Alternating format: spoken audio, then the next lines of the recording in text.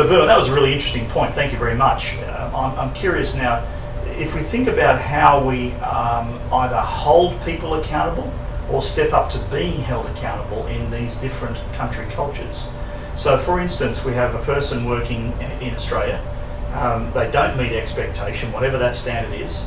The experience that you have of them as their manager or leader is quite different from what's expected from them. So they've broken an expectation, they've failed to meet a commitment, they've broken a promise, they may be behaving quite badly against some perceived standard like a code of conduct or something that the business might adhere to. In an Australian culture, what does that mean in terms of accountability? And how would you hold a person, perhaps in Indonesia or in Thailand, accountable for not meeting expectation? What are the differences? Okay, because Australia is an individualistic culture, we have this concept of accountability, which I have to say is much less common elsewhere. In Australia, you are responsible for your own actions. We have a culture of autonomy. Yeah. We give people general instructions, we give them general cultural statements about how we expect them to behave, and then we leave them to get on with it.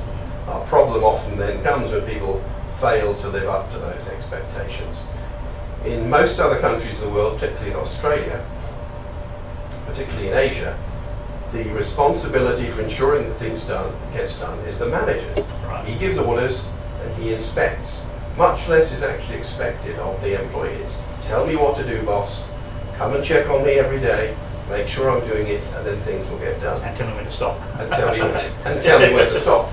If you do that, you can get a long, long way in those cultures. They are cultures of obedience.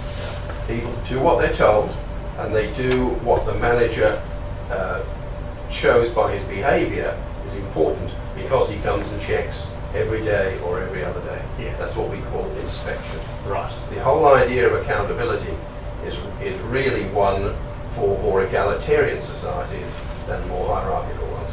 Good. Thank you very much. That's very helpful.